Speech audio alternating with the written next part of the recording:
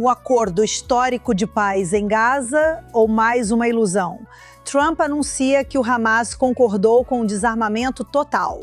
Mas o que o Hamas está dizendo? E a crise migratória da Europa está explodindo, com 50 mil migrantes entrando na cidade espanhola de Ceuta. Vamos analisar tudo isso no Quad. Bem-vindos de volta ao Quad! Sim, estou de volta ao país. Obrigada às minhas ótimas co-apresentadoras por conduzirem o programa durante todo o mês em que não estive aqui. É ótimo estar de volta com vocês. Casa Branca anuncia um acordo histórico. É isso que eles estão dizendo. Hoje, o Conselho da Paz chegou a um acordo histórico para o desarmamento completo do Hamas e de todos os outros grupos armados em Gaza. Este é um passo monumental em direção à paz e segurança duradouras. Mas o que o Hamas está dizendo? Assista a isto. Discutimos armazenar armas pesadas sob responsabilidade do Comitê Nacional. Só isso. Não tratamos de outros termos, desarmamento ou qualquer outra questão. A questão de libertar a terra da ocupação e a questão de construir a unidade nacional palestina. Vamos trabalhar e continuar perseguindo essas questões. Bem, esse foi Ghazi Hamad. E será que os americanos estão sendo enganados de novo? Bem, senhoras, antes de começarmos a falar sobre isso, vamos ver qual é o acordo. Então, esse é o acordo, tá bom? Vocês se livram das armas pesadas. Em outras palavras, foguetes. Ok, estamos indo bem com os foguetes. Quase não sobrou nenhum mesmo. E não é como se o Irã pudesse rearmá-los neste momento. Mas eles podem manter armas defensivas, que incluem Kalashnikovs e RPGs. Então, do que exatamente estamos falando aqui quando dizem que isso é desarmamento? Isso é mais um tipo de acordo cosmético, onde sim, você tem que recuar antes de realmente fazermos qualquer coisa, mas na verdade não estamos fazendo nada. E eles recebem anistia para permanecer na faixa. Então, basicamente, os terroristas ficam na faixa, com armas defensivas, o que estamos realmente fazendo. E parece muito semelhante a outras coisas pelas quais estamos passando. Emily, quero falar com você. O que esse acordo, se é que é um acordo, significa para você? Absolutamente nada. Acho que é o mesmo padrão que temos visto há muitos anos quando se trata da faixa de Gaza. Não acho que seja algo aplicável. E não acho, por isso mesmo, não vimos nenhuma resposta inicial do lado israelense acho que talvez até 48 horas depois que a Casa Branca anunciou isso. Porque sabemos que eles não vão fazer isso. Sabemos que eles não vão se desarmar. Então, todo esse exercício é só uma bobagem. E, infelizmente, é isso que temos visto o presidente Trump fazer com frequência quando parece que ele não sabe mais o que fazer. O Hamas rejeitou o desarmamento desde o início, quando Trump apresentou o plano de 20 pontos. Eles rejeitaram o desmantelamento. E ainda estamos exatamente no mesmo lugar em que estávamos quando isso foi apresentado. Então, nada realmente mudou aqui no local. E me desculpe, mas dar anistia a eles, e não só isso, eles só estão entregando, você sabe, armamento pesado, mas eles nem estão tirando isso de Gaza. Vai ser controlado por algum tipo de nova autoridade tecnocrática palestina dentro da faixa de Gaza. Nós literalmente já fizemos exatamente isso antes. O que você acha que era a UNIFIL? Uma força internacional de manutenção da paz? Tipo, já fizemos isso antes. Por que estamos fazendo isso de novo? Fazer sempre a mesma coisa, esperando resultado diferente? Claro, como disse, é só para inglês ver. Mas veja, por outro lado, tudo bem, lembra onde estávamos nessa época no ano passado? Os reféns ainda estavam em Gaza. E Trump anunciou que estava trazendo eles de volta para casa. Ele meio que fez isso acontecer pela força de vontade. E eles voltaram para casa com os mesmos atores estatais hostis, como Catar e Turquia e, sabe, todos esses outros, e o Egito. Então, você tem esses atores estatais que estão apoiando o chamado Hamas. E a gente sabe que isso é uma farsa. Sabemos sim. Mas, por outro lado, foi assim que conseguimos trazer os reféns de volta para casa. Não, Xoxana. Você levantou um ponto interessante. A Emily disse que já fizemos isso. Qual a diferença? Ela está certa. O que você está dizendo é verdade. O Hamas não vai mudar. Mas as pessoas que armam o Hamas e as pessoas que financiam o Hamas, se a gente cortar o apoio delas, então o Hamas não tem nada. Talvez isso seja o que muda, né? Talvez essa seja a variável real que você pode mudar e que daria um resultado diferente. Pode ser, né? Tipo, se você olha para um tabuleiro de xadrez, não para um jogador de xadrez, mas para o tabuleiro de xadrez. Sabe, você não tem só as peças da frente. É preciso considerar quem está atrás dando suporte. No fim, um peão só é peão sem apoio das outras peças e suas ações. Se alguém joga em nível mais alto, pensando em quem pode armar ou ajudar o Hamas e elimina esses agentes, o resultado pode ser outro. Exatamente. Eu acho que o problema... Continue, Emily. Eu só ia dizer, acho que o problema aqui, eu concordo com você, Xoxana, eu concordo muito com você. No entanto, também não estamos lidando com a pessoa por trás do Hamas. Essa é a República Islâmica do Irã. Sei que estamos indo e voltando nisso, mas é o mesmo. Pelo menos pelo que sabemos até agora. O presidente Trump não está tomando medidas para responsabilizá-los, e a comunidade internacional também não. Então, não podemos esperar que nada mude com os Houthis, com o Hamas, com a Jihad Islâmica, com o Hezbollah, com o IRGC, até estarmos prontos para realmente enfrentar isso de frente. Não dá para querer as duas coisas. Em algum momento, vamos ter que lidar com uma coisa ou com a outra de frente. Exatamente. E mesmo que eles estejam debilitados e mesmo que estejam ocupados demais lutando a própria guerra agora para armar o Hamas, o meu problema é quem são essas pessoas? Quem são esses países? Temos a Turquia, todos nós sabemos que eles se tornaram agora um braço da Irmandade Muçulmana dentro da OTAN. A ambição deles é restaurar o Império Otomano. Catar, todos sabemos que eles financiam esse veneno. Egito tem seus próprios problemas. Construiu 6 muros para se separar do Hamas e da faixa de Gaza. Se esses países pressionam o Hamas e trazem os reféns de volta, isso é enorme, certo? Mas esses países não estão nem um pouco interessados em garantir que a Irmandade Muçulmana acabe na faixa de Gaza, estão? Mas, como você disse sobre o tabuleiro de xadrez, se encararmos isso como um sistema de pilares, especialmente agora com o que ocorre no Irã e o que precisa ser resolvido com a Guarda Revolucionária Islâmica, o Hamas meio que se tornou um mal menor em um mar de males maiores. Porque agora você precisa lidar com o próprio rei, e todos eles estão sob esse guarda-chuva. Então, eu acho que talvez se acabar sendo algo envolvendo civis, onde pessoas que na verdade não sabem o que está acontecendo, mas foram manipuladas, se você realmente for direto ao ponto, atacando o peixe e apodrecendo ele de cima para baixo, para que isso se espalhe e revele todo o resto, pode ser uma tática. Eu não sei. Eu não sei. Mas espero que, se eu estiver olhando dessa forma, há tantos males que nos cercam.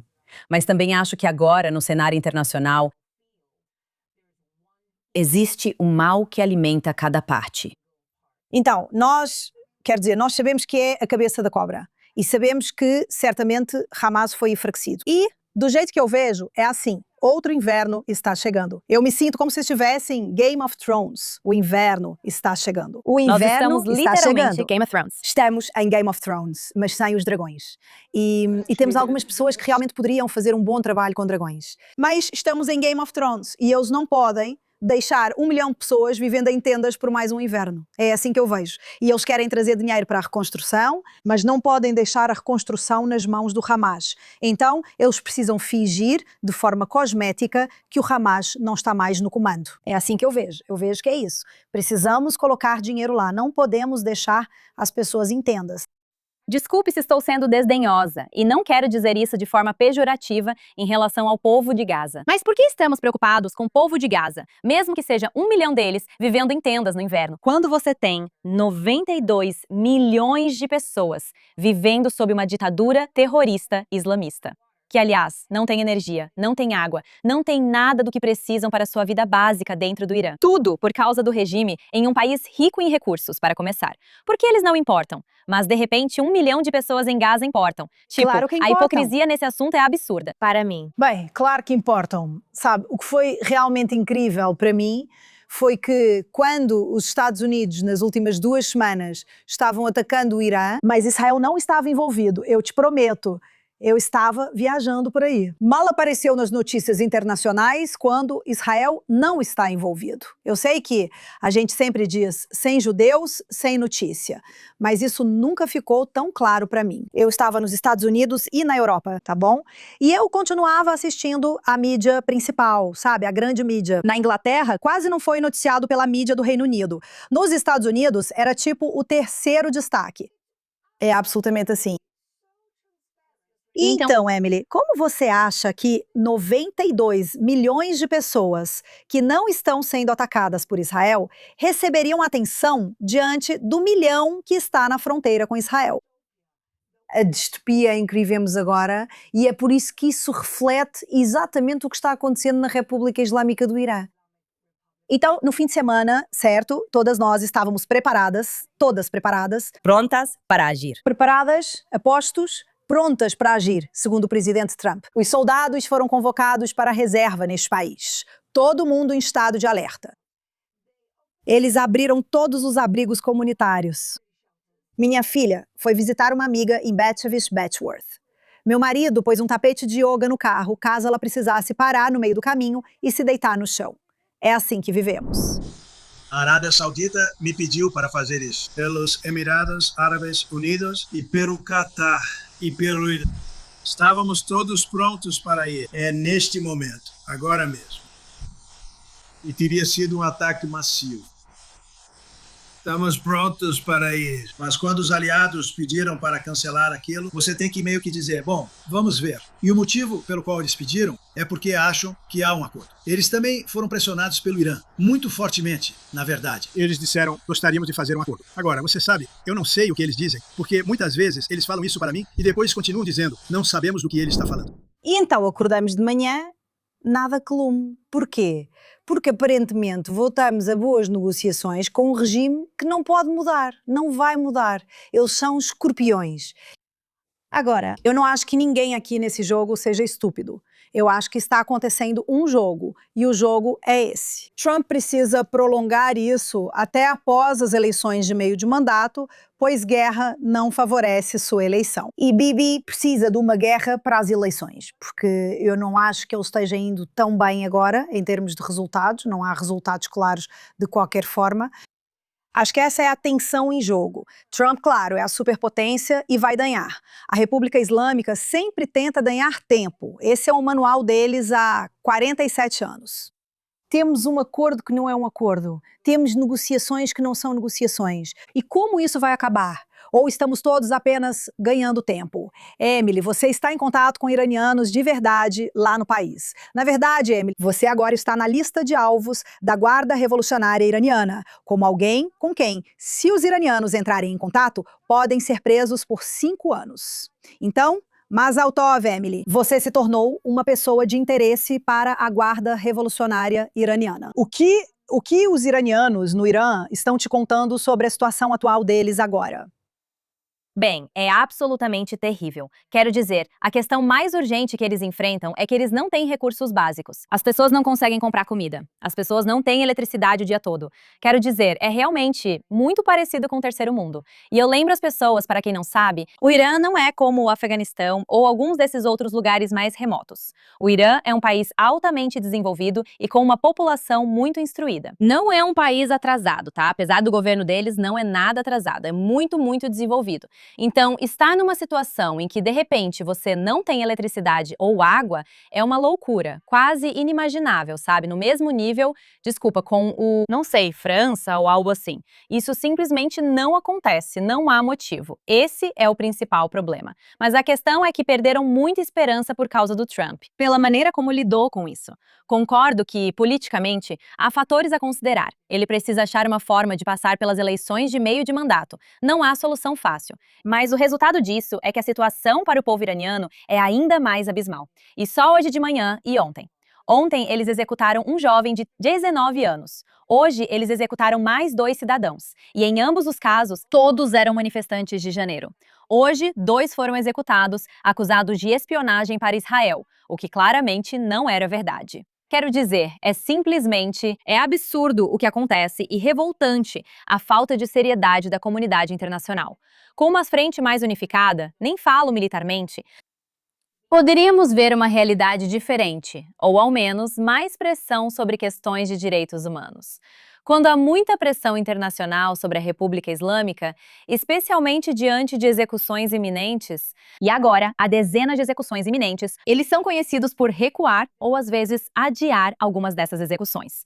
E isso não está acontecendo. Então essa é realmente a principal preocupação deles. Eles estão tentando encontrar maneiras de voltar às ruas, mas a principal preocupação é a própria segurança física e o bem-estar deles, seja colocar comida na mesa ou sair para protestar sem levar um tiro das próprias forças de segurança, sabe? E absolutamente nenhuma dessas execuções é jamais noticiada. Você tem esses jovens de 19 anos lindas garotas de 18 anos, o que elas fizeram? Uma tirou o hijab, a outra cantou em público, a outra pessoa foi acusada falsamente de espionagem. E isso não sai nas notícias. Não, e a ironia é que, sabe, comentando sobre jovens de 18, 19 anos, no mundo todo, eles influenciam, têm milhões de seguidores. Porque não falam por quem poderia ser como eles, se tivesse nascido no Irã? Isso me entristece muito. E eu normalmente não vejo muito Miss Rachel, mas eu vi ela no Threads essa semana. E ela disse, Israel tem um problema de relações públicas, tudo em maiúsculas. Não, Israel tem um problema de genocídio. E eu fico pensando, eles são realmente loucos. Tipo, eles são obcecados. E a plataforma que eles têm poderia realmente ser usada para ajudar essas pessoas. De verdade. Mas eles não fazem isso. E eles não se importam. A questão é que isso não vai acontecer, porque não chama atenção. Não se trata de contar a verdade. É sobre status e ganhar dinheiro. É sobre enganar os outros. E quando as redes sociais passaram a ter um papel educativo ou político, especialmente em 2020, eu vi isso acontecer. Principalmente no TikTok, quando o TikTok explodiu. Todo mundo estava tão ocupado, trancado em casa, bebendo vinho às 7 da manhã, sem saber se era o fim do mundo. E aí passou de vídeos de dança para começar a espalhar propaganda de um jeito super estranho. E quando você tem pessoas que não têm mais nada para fazer e estão trancadas, e você fica repetindo a mesma coisa várias vezes, e aí elas começam a falar sobre isso, elas estão fazendo o trabalho por eles. Esse era o plano o tempo todo. Estamos literalmente vivendo em 1984. Eu estava até comentando, acho que foi com você, Emily, outro dia. Não, foi com a Ivy. Que está ficando tão ruim que até os antissemitas estão dizendo, uau, isso é demais. Tenho assistido Nick Fuentes recentemente, vendo meus caras tipo, acho que agora estou do lado dos judeus. Sim.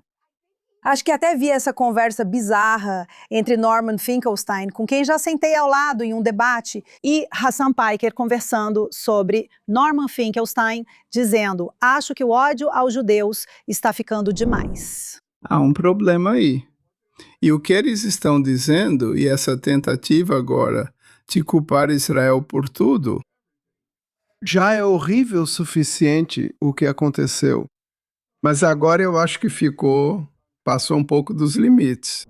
Quando até o antissemita declarado, aquele que começou o incêndio, está preocupado com o quanto isso está se espalhando, sabe? As coisas estão ruins, mas vamos falar sobre o quão ruins as coisas estão no norte. Vocês sabem que eu sou de Gibraltar. Eu olho pela minha janela em Gibraltar e vejo Ceuta. Ceuta é, como todos vocês sabem agora, na última semana todos vocês aprenderam, é um enclave espanhol no norte do Marrocos. E há outro, chamado Melilla. E toda a região do Marrocos espanhol, todo o norte do Marrocos, por muito tempo foi espanhol. Minha mãe nasceu em Larache, que é uma pequena cidade espanhola. Antes da independência era uma colônia espanhola, depois se tornou parte de Marrocos. Em Tanger, todo mundo fala espanhol e francês. Todo o norte do Marrocos já foi espanhol. E esses dois enclaves ficaram. E, sabe, muita gente, e eu tenho que dizer, muita gente fala, nós avisamos. E sim, todos nós achamos que Pedro Sánchez é um canalha. Ele já foi chamado de canalha 4 vezes neste programa. Ok. Todos nós odiamos ele. Mas Ceuta é uma cidade de 80 mil pessoas com cidadania espanhola. 50 mil pessoas invadiram eles. Agora, muita gente está culpando vários tipos de atores aqui. Os jihadistas também atuam no Marrocos, onde o rei tem se empenhado para contê-los.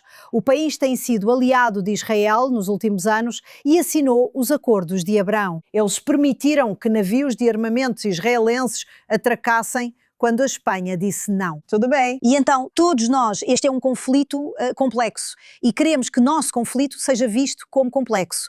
Por favor, todos, vamos ser responsáveis. Dani Danon, quão estúpido você pode ser para começar a fazer inimigos agora de metade da população da Espanha, se não mais, que na verdade ficou ao lado de Israel contra o próprio governo. O que aconteceu foi uma loucura, foi assustador e foi culpa das autoridades espanholas por serem fracas e por anunciarem que vão dar anistia a 1 milhão de imigrantes. E os jihadistas aproveitaram isso e criaram esse movimento para empurrá-los para dentro. Isso não foi espontâneo, não houve nada de espontâneo nisso. E como eu disse, sim, a Europa está passando exatamente pelo que nós vínhamos alertando, mas eu sinto muita pena das pessoas que disseram isso por causa do que aconteceu.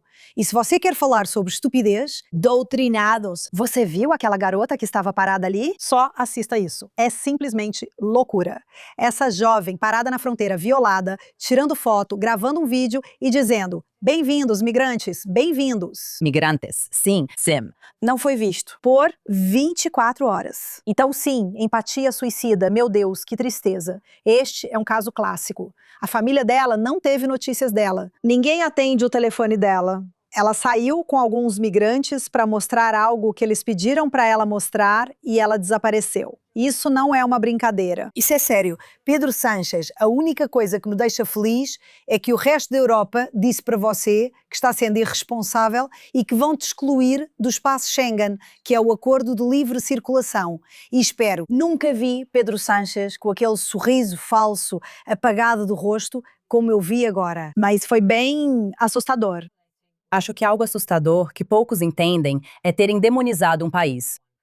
É.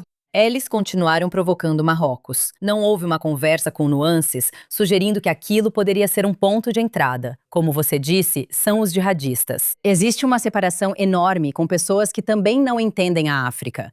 E é por isso que eu nunca colocaria Marrocos, norte-africanos, mas... Marrocos não faz parte disso. Argélia, Líbia, eles não se consideram africanos. Eles não se consideram. Se consideram africanos. Muitos deles são muito, muito, muito radicalizados. Eu sou racista. É extremamente racista, sim. Quando me perguntavam, para onde mais no continente você já foi, eu não queria ir a certos lugares, especialmente porque lá te mostram exatamente quem você é. Para eles, sou uma escrava. Sou uma escrava para eles. Dizem quem acham que você é. Para eles, sou um cachorro, não sou nada. Então, pensar que esse tipo de mentalidade agora pode ser usada e que vamos demonizar um país por causa de um ponto de entrada é irresponsável. É simplesmente triste, porque sabe, é uma situação complicada. E a última coisa que eu quero ver, e é por isso, em Israel, acho que não temos um ethos diplomático sofisticado. Isso aconteceu, não tem relação conosco. Claro, eles nos culpam, como sempre. Vamos evitar criar mais inimigos do que já temos. Só isso que digo. Eu não sei, acho que, como você disse, a questão é muito complexa. Eu certamente não me senti bem assistindo àqueles vídeos. Eu assisti àqueles vídeos horrorizada e pensando, meu Deus, dessas pessoas pobres, porque de todos os lados provavelmente disseram, abriram as fronteiras, pode ser uma grande oportunidade. Disseram mesmo. E aí elas se deparam com, você sabe, e então vê-las saqueando, quer dizer. Saqueando e estuprando. Ninguém falou sobre isso. Elas têm estuprado, tá bom? Porque é isso que acontece nessas situações. A sorte aqui é que elas precisam pegar outro navio, porque ainda é outro continente até chegar à Europa continental. As autoridades espanholas dizem que elas voltaram. Eu não acredito. É verdade. Eu não acho que o que é isso que seja você verdade. disse? Viu isso? Eu não acredito neles. Sabe, eu entendo os dois lados. Eu realmente vejo que eu não sei se é apropriado vir do Denis Don. Entendo o argumento contra a Espanha, mas no meu ponto de vista, não é algo exclusivo dela. Toda a Europa faz o mesmo. É uma forma de suicídio, culpa deles mesmos. Eles fazem isso consigo mesmos, o que é lamentável para quem vê, especialmente os europeus que sofrem com isso. Sabe, isso foi uma campanha altamente orquestrada. Pelo Facebook, grandes grupos tentavam algo, mas ainda não sabemos quem estava por trás deles. Esses grupos reuniam centenas de milhares de pessoas. Mas o que eu acho muito, muito revelador sobre toda essa situação é que eu não vi um único vídeo, uma única foto, um único clipe, um único relato, uma única citação, qualquer coisa de alguém que não fosse um homem em idade militar. Uau. Ah, sim, eu sei. E se você sim. está fugindo de um país porque quer buscar uma vida melhor, você não faz isso. Aos 22 anos, como um jovem, sem família e com outros 5.000 jovens como você.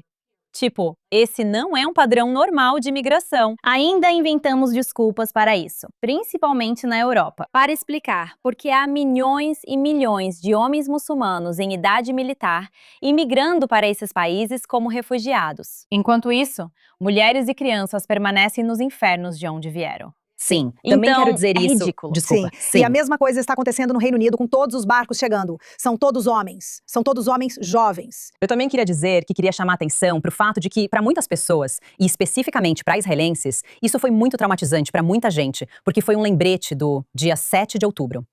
Foi muito traumatizante para muita gente. Mas sim, Ver e ouvir aquelas multidões chegando e gritando Allahu Akbar foi um gatilho para muita gente. bem, claro que foi. Nunca vamos superar esse trauma. E nesse sentido, toda semana, infelizmente, e eles parecem se acumular. Temos um quadro muito querido, o Canalha da Semana. Certo, Emily, vamos lá. Quem é seu Canalha da Semana? Bem, seguindo nosso último assunto, o meu canalha da semana é Javier Bardem, o ator. Sim, ele é insuportável sobre Israel, mas ao que parece, ultimamente ele tem sido insuportável em quase todo o resto também. Enfim, ele republicou algo sobre toda essa confusão no norte da África, no norte do Marrocos, afirmando que Israel estava por trás disso e que era uma conspiração. Porque aparentemente ele acha que jovens muçulmanos no mundo árabe escutam o que Israel manda eles fazerem. O quê? Essa é nova, até mesmo para Javier Bardem. Mas tudo bem, claro, né? Porque a gente adora mandar bilhões de pessoas para a Europa, onde eles já não gostam da gente, só para que mais pessoas não gostem da gente. Quero dizer, isso não faz sentido nenhum. Mas claro, isso foi repetido sem parar nas redes sociais. Não só pelo Javier Bardem, mas também pela minha melhor amiga do mundo inteiro, Ana Kasparian, que já está nessa onda de ódio aos judeus há um bom tempo com suas teorias da conspiração. E dessa vez não foi diferente. Ela postou algo, se não me engano, dizendo algo como "as pessoas estão começando a acordar", em resposta a alguém acusando Israel de orquestrar toda essa confusão. Então, é ridículo. Vocês são todos patéticos, todos uns perdedores, e também são meus canalhas da semana. Muito, muito bem essas respostas. E, de novo, esse Javier Bardem eu não suporto. Esse cara anda por aí feito um palhaço com um kefié, sabe? E culpando Israel por tudo. Esse é o primeiro sinal de que tem algo errado com Israel. Você, sempre que tudo na vida, tipo, Deus disse, essa é a segunda vez que eu tô citando, Deus disse hoje, mas quando tudo é assim, ele chama de 6 graus do judeu. Tudo no mundo pode ser culpado. Passos causais até os judeus. É aí que você está, Javier Bardem. E eu quero dizer algo para as pessoas em Hollywood, especialmente aqueles judeus que ainda o empregam e conseguem papéis para ele. O que vocês estão fazendo? O que você está fazendo? Sim, Você está literalmente promovendo Goebbels agora. Tudo bem. Então, se ele está fazendo isso, você deveria fazer a sua parte e excluí-lo. Do jeito que todos esses antissemitas de cérebro podre deveriam ser excluídos. Qual é o nome dela? Também estava dizendo isso. Qual é o nome dele? Ken Roth? Também. O cara que Quer usou dizer- isso. Quer dizer, é preciso ser muito doente para dizer isso. Israel fez isso. Sim, Anistia Internacional. A Anistia Internacional acabou. Quero dizer, a fundadora, The Grand Order. grandes ou as fundadoras, tipo, eu nunca daria a elas um. Isso aconteceu.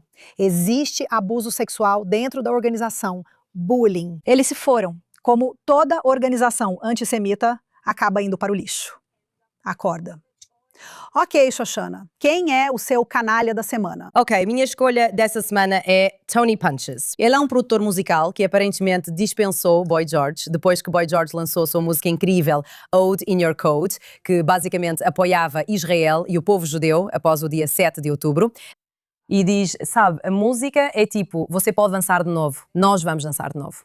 E aparentemente Tony disse, não quer ter nada a ver com essa música. e Boy George respondeu, tudo bem. Acabou pra gente.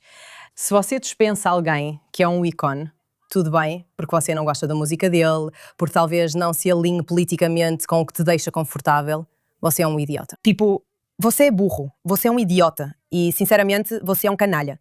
E eu sinto que os lados já estão definidos. Elas estão muito, muito claras. E se você vai atacar alguém que está homenageando pessoas que sofreram tremendamente e dizendo vamos dançar de novo, e você não quer ter nada a ver com isso, bem, nós também não queremos ter nada a ver com você. Com certeza, e estamos vendo isso acontecer repetidamente nas artes. E você pode falar um pouco mais sobre isso porque é da sua área. Sabe, minha amiga Elisa Rosenheck, que esteve no nosso programa há 2 anos, ela escreveu o livro White Blonde Jew. Ela estava prestes a fazer o lançamento do livro em Nashville e a livraria cancelou. A livraria não avisou quem comprou ingressos. E você sabe, toda a reação negativa acontecendo. Tanto que um monte de judeus está dizendo, vamos abrir nossa própria editora, porque parece que ninguém quer. Mas publicar. Como os hospitais e a universidade começaram há tantos anos, sendo de propriedade e administração judaica, Então, porque os estamos judeus voltando não eram a aceitos. isso. Foi assim que Hollywood começou. Hollywood surgiu assim porque não éramos aceitos aqui. Então construímos algo novo. Não, você vem das artes, da dança. Eu vi isso. Eu vivi isso. Fui cancelada, recancelada, reinscrita. É toda uma situação. Mas assistir isso de fora, especialmente com tanta gente, eu não consigo entender como as pessoas ainda têm tanto medo. Se as artes existem para fazer perguntas, para iniciar conversas, isso já foi deturpado a um ponto em que tudo é mentira. É mentira. Se você realmente quisesse fazer perguntas, conversar e usar as artes como diplomacia, construiria pontes. Acabou. Porque eles estão lendo o mesmo roteiro. Então, Mazal Tov, Javier Bardem está fazendo exatamente o que deveria estar fazendo. Assim como, de repente, supostamente foi alegado, quando isso aconteceu, que ele vai abrir suas mansões. Mas isso não bate com dizer que ele não está sendo contratado para fazer nada. Isso não bate com você estar na área VIP fazendo isso em um show, porque se você perdeu tudo, como esse ainda é seu estilo de vida? Não faz sentido. Não faz sentido, é mentira. É só encenação. Sabe, na verdade, eu acabei de ler hoje de manhã na BBC, acredite se quiser, que Massive Attack, aquela banda dos anos 80 e 90, Que eu me lembro, Singapura, eles ergueram uma bandeira palestina lá. Não há negociações. Não existe se, mas ou quando. É proibido exibir bandeira estrangeira no país. Todos deveriam adotar essa lei. Os Emirados Árabes Unidos também têm. Eles os prenderam e confiscaram seus passaportes. Eles foram investigados por horas e disseram que só queriam mostrar solidariedade. Sabe de uma coisa? Nem todo lugar no mundo tem as mesmas liberdades que vocês, ocidentais mimados, acham que são garantidas para todos. Eles até têm regras sobre chiclete em público. Exatamente, Diego. Em um lugar com regras sobre jogar chiclete no chão, pode até te levar para a cadeia. Nesse lugar, acho que até ser gay ainda é proibido nesses lugares. Não, você não pode mostrar a sua bandeirinha de Palestina livre. Tá bom. Enfim. Certo. Valéria, quem é seu canalha da semana? Alguém do entretenimento. Ah, é mesmo? Ah, essa é boa. Quem? Veja isso. eu não acho que esperança seja o que devemos ter. Acho que o que devemos ter é uma consciência precisa do que queremos fazer com o nosso tempo. Como em cada momento estou criando um ambiente que seja acolhedor e amoroso e que esteja mais voltado para a natureza humana em todos os momentos.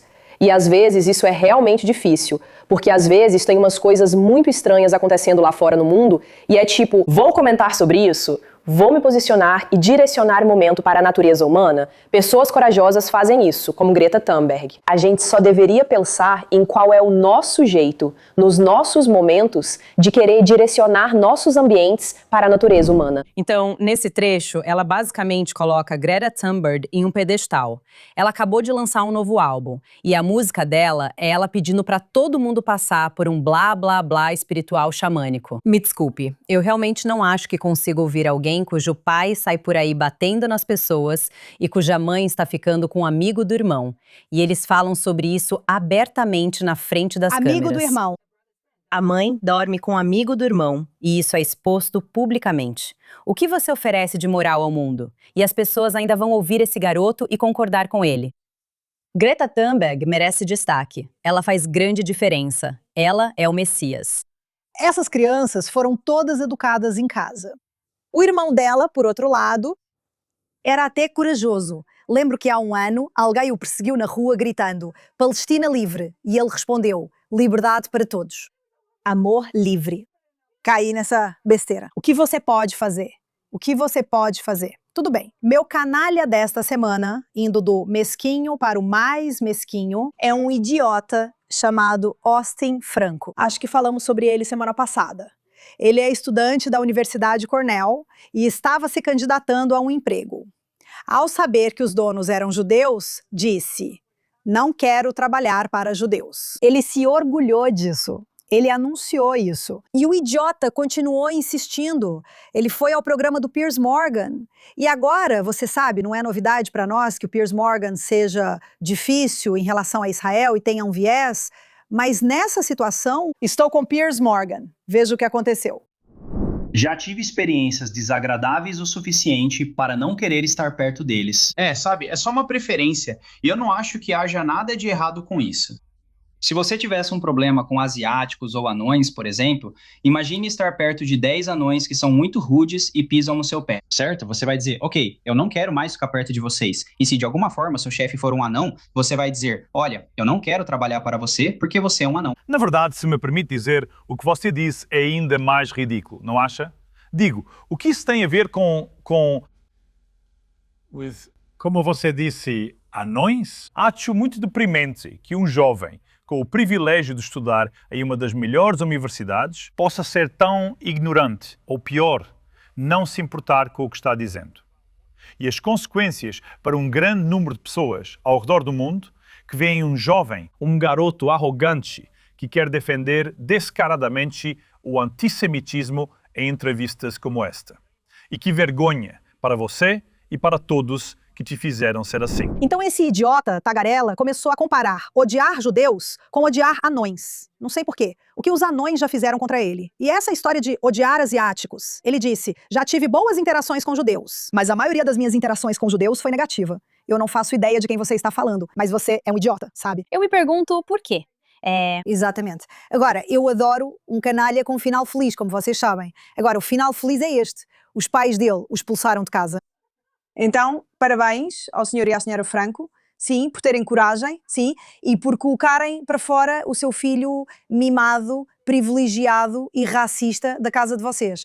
E escutem, isso exige muito. Nós somos mães. Expulsar seu filho de casa por ser um idiota exige muito, e foi exatamente isso que você fez. Cornell, por outro lado, não o expulsou. Não, eles deram uma repreensão, mas não o expulsaram. E o que realmente me irrita é que esse garoto agora está em 2 campanhas de financiamento coletivo, porque você disse que não queria trabalhar para nós, mas isso envolve muitos empregos e empregadores.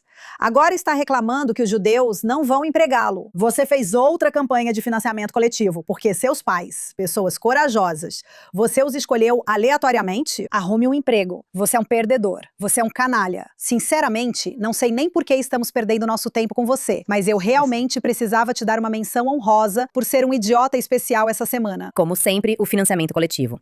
Assim que vi aquela postagem no X dizendo meus pais me expulsaram de casa, eu pensei, vai ter um. Campanha de financiamento coletivo começou. Pronto. Acho que quero transformar os pais dele em heróis.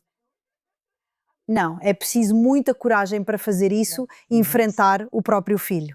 Realmente precisa. Certo. E com isso, vamos curar nossas almas despedaçadas com tudo de ruim e vil que existe no mundo.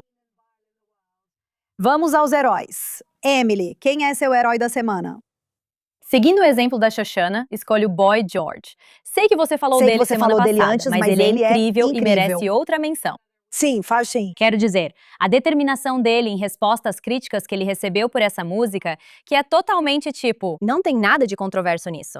A menos que você ache que pessoas inocentes devem ser baleadas em um festival de música, a menos que essa seja a sua posição, realmente não há motivo para você ser contra essa música, mesmo que você não goste de Israel. Ok, então toda essa reação é insana. E eu amo e respeito muito que o Boy George simplesmente respondeu, como você disse, não dando a mínima. Sabe, ele está seguindo em frente com toda a sua força e toda a sua energia, com várias declarações claras dizendo, eu não vou recuar. Não vou mudar quem sou. Sempre fui assim. Apoiei e sempre apoiarei a comunidade judaica. Isso não significa que eu quero que outras pessoas morram. Não significa que eu quero guerra. Não significa nada disso. Significa que eu me recuso a ceder a essa onda de ódio contra judeus que está varrendo o Reino Unido, o resto da Europa e, francamente, o mundo inteiro. Então, Boy George, mesmo a um custo muito alto para você, Seja, sabe, decidindo parar de trabalhar com pessoas com quem você trabalhou profissionalmente por anos, como Shoshana mencionou, ou então não está claro se pediram que você se retirasse ou se você decidiu se retirar de Jesus Christ Superstar, onde você deveria se apresentar este mês no Reino Unido durante um show da Broadway, ou melhor, um show no West End, eu diria. É muito decepcionante ter que enfrentar essas consequências, e você não deveria passar por isso. Mas milhões de novos fãs também estão ao seu lado. E somos gratas pela sua coragem moral e pela sua tenacidade diante da discriminação e do ódio. E nós estaremos ao seu lado, assim como você esteve ao nosso. Amém, Emily. E, sinceramente, aqui no Quad, queremos te convidar. Boy George, venha para Israel para um show. Sim, vai estar lotado. Você vai ter o maior público que já teve em anos. Você é um ícone. Eu sou uma garota dos anos 80. Então, eu estava com você desde o Comic Relief. E nós estivemos com você durante seus problemas de dependência e quando você se assumiu. E é por isso que você está com a gente, porque eu sei que muitos judeus te apoiaram quando você estava em uma situação difícil. E eu acho que a melhor frase de tudo isso é: se você está confuso, eu apoio os judeus. Legal, isso é icônico. Ontem à noite entrei em contato com um amigo produtor meu aqui em Israel e eu disse, por favor, traga o Boy George. Então, vamos continuar pedindo para o Boy George vir a Israel e fazer um show aqui. E nós estaremos lá. Sim, e também venha para o Quad. Venha para o Quad e nós vamos convidá-lo para o Quad. Ele combina com a gente, com certeza. Estamos te convidando diretamente daqui. Obrigada, Emily. Shoshana, quem é seu herói desta semana? Meu herói desta semana é o Dr. Saji Assa e a incrível organização Save a Child's Heart. Um bebê de 11 dias, chamado Angel, nasceu em Ruanda, com um raro defeito cardíaco congénito e fluxo sanguíneo severamente restrito do coração para os pulmões. Após passar por 4 hospitais, ele chegou em estado crítico ao Hospital King Faisal. Entre seus médicos estava o Dr. Gerard Mazago, cardiologista pediátrico ruandês, especializado em Israel pelo programa Save a Child's Heart. Ele pegou o telefone e ligou para seu antigo mentor, Dr. Saji Assa, pedindo que viesse a Ruanda para ajudar a salvar a vida do bebê. Dr. Saji Assa saiu de Tel Aviv após a meia-noite e voou mais de 4.000 quilômetros até Kigali. Juntou-se ao Dr. Mazago para realizar o delicado procedimento em um recém-nascido de apenas 2,5 kg. Ele voltou para Israel no mesmo dia. Há mais de 30 anos, a Save a Child's Heart transforma vidas discretamente no mundo. Desde 95, a organização salvou a vida de mais de 8.000 crianças de 75 países, enquanto treinava médicos de países em desenvolvimento para que eles pudessem voltar para casa e cuidar da próxima geração. Este é Israel quando ninguém vê. Médicos viajam à noite para salvar um bebê de 11 dias e o país compartilha seu conhecimento para ajudar outras nações a cuidar de suas crianças. Um país que valoriza tanto as vidas salvas hoje quanto a formação de médicos para o futuro. Essas histórias raramente vão à capa, mas revelam mais sobre Israel do que 1000 manchetes. Por isso, Dra. Saji Assa e a Save a Child's Heart são meus heróis da semana. Bem, Shoshana, esse é realmente um herói extremamente digno. E, na verdade, aqui na JNS, nós entrevistamos uma das atuais cardiopediatras que estão aqui em Israel neste momento, treinando para que possa voltar para a Zâmbia e oferecer tratamentos que salvam vidas à sua comunidade. E ele está recebendo esse treinamento aqui. Então, sabe, nós apoiamos totalmente essa organização. Então, doutora Assa, ele realmente disse, meu trabalho como mentor é ajudar você a andar com as próprias pernas. Claro, mas se você me ligar, eu vou estar lá. E isso é realmente incrível. Como mãe, minha filha teve um filho. Minha mãe, meu Deus. Minha filha teve um problema cardíaco quando bebê, mas os médicos a salvaram. Meu Deus. Tenho um carinho especial por médicos que cuidam de bebês e corações tão pequenos, pois sem eles, muitas mães estariam de luto. Com certeza. E deixa eu te contar outra coisa que as pessoas não veem. Nós também recebemos muitas crianças de países árabes vizinhos, inclusive de alguns que ainda dizem que somos inimigos, e incluindo crianças de Gaza, da Judéia Samaria, da Jordânia e de todos os outros lugares. Você nunca vai ver isso nas notícias. Mas esse é o ethos de Israel, salvar vidas. E nós trabalhamos por um futuro melhor, onde não seja uma anomalia poder receber inimigos, ainda assim tratá-los e salvar suas vidas. E que seus pais sejam gratos o suficiente para não pegar essa mesma criança, amarrar algo nela e ajudá-la a matar um monte de pessoas. Vivemos esperando por esse dia. Amém. Amém. Bellamy, quem é seu herói, querida? Meus heróis não são só os Haredi, mas toda a comunidade religiosa. Vou escolher bem minhas palavras ao dizer isso. Tudo bem? Algumas semanas atrás, durante o Shabat, notamos um café aberto e muito barulho vindo de baixo. Eu estava na casa de amigos, olhamos pela janela e era em um centro, um condomínio de apartamentos em Jerusalém. Quando vimos o que estava acontecendo, todas nos olhamos e pensamos: isso não está certo, não deveríamos agir assim. Por que isso está acontecendo? Pedi para uma amiga descer e descobri o que estava acontecendo. A conversa continuava. Isso é ruim, isso... Com mais informações. Que a comunidade Haredi estava lá dizendo Shabat, Shabat, Shabat. E todos os vídeos que você viu eram eles gritando Shabat, Shabat. O que então, de fato, faz exatamente o que eu vou explicar. Missionárias. Tem um trabalho e um dever. Agora, isso não é todo o cristianismo. Isso não é tudo dentro da fé. Eu venho de uma fé cristã antes de me tornar judia. Tenho clareza sobre o que é certo quando não há coerção e se age com amor, permitindo a coexistência. Isso representa Jerusalém. Independentemente da religião, todos podemos coexistir. Porém, minha questão, e não só minha, mas de muita gente, é que isso gerou uma discussão mais profunda, especialmente no dia mais sagrado para os judeus. Agora está acontecendo uma conversa sobre por que um café está aberto. Um café pode sim estar aberto. Jerusalém é, especificamente, para todos. Mas o que estamos perdendo é que dentro da missão deles, quando você usa coerção, é que você vai acabar conseguindo clipes e fotos e tudo mais, dizendo exatamente o que o mundo externo quer. Os Saherim judeus são retratados como pessoas violentas que cospem em cristãos. Essa é a imagem transmitida. Então, o que eles fazem com a missão e o propósito que têm é usar os judeus não religiosos para dizer, sabe de uma coisa? Agora vamos apoiar vocês, porque não apoiamos esse tipo de comportamento. Eu entendo. Havia um café que estava fazendo o trabalho Tem um café de que está maquinário. aberto que é uma coerção, porque na verdade é trabalho missionário. Eles são missionários. ok. Eu não Eles são entendi. missionários, e é isso. Está aberto no Shabat. De novo, não tenho problema com isso, mas acaba gerando uma conversa muito diferente sobre aquelas pessoas que são observantes, o bairro em que elas são observantes, porque aí é quase como se fosse de propósito. Isso é o que vai acontecer. Mas, de novo, é uma conversa muito mais profunda.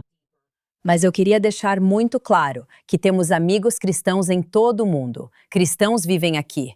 Cristãos têm um lar em Israel. Este é um lar para todas as religiões e também para aqueles que não são religiosos.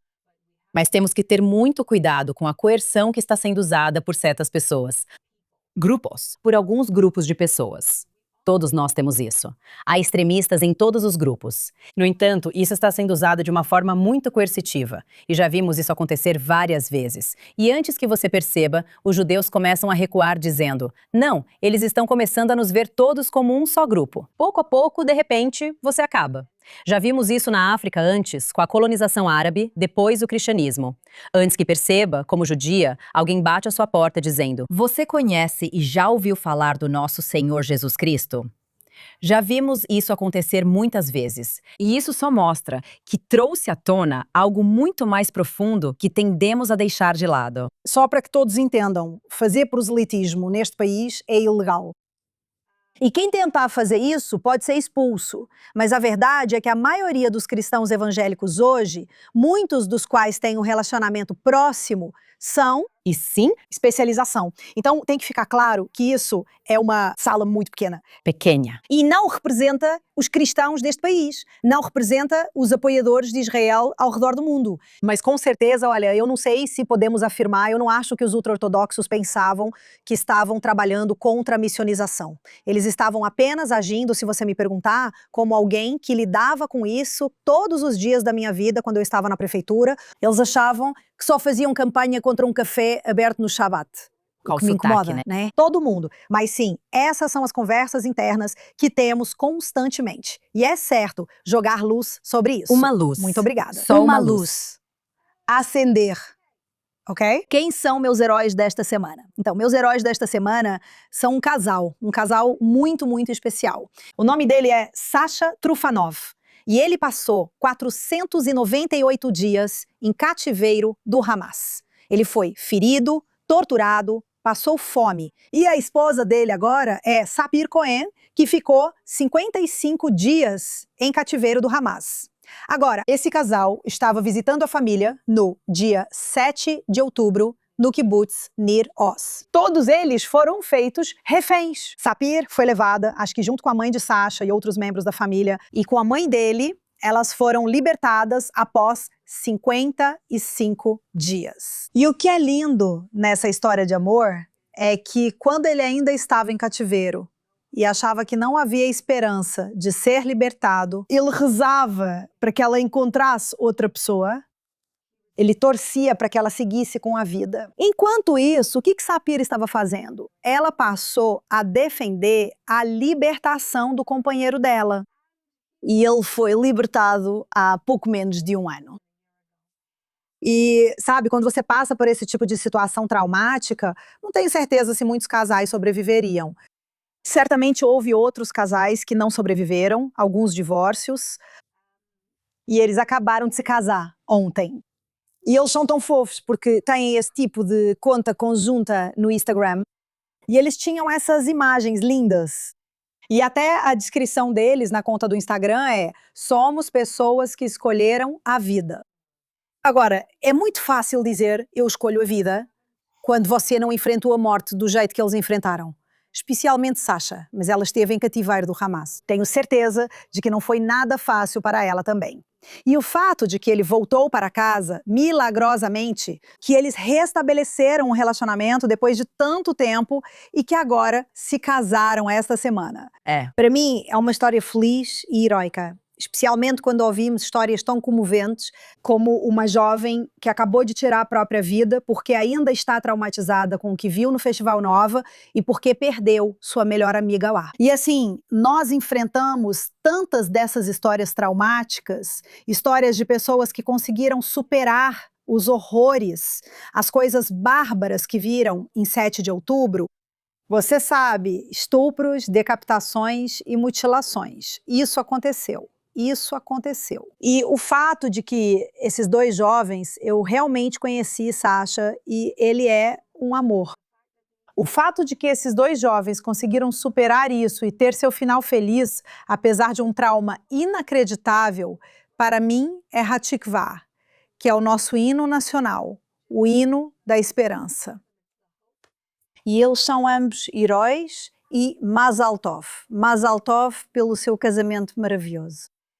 E com essa nota feliz, terminamos e oramos pela libertação dessas pessoas inocentes no Irã e pela libertação de pessoas inocentes em todos os lugares. Pela cura dos nossos soldados e pela cura daqueles pais que perderam seus filhos. E para que tenhamos uma região melhor e mais esperança para o futuro. Amém. Até a próxima semana.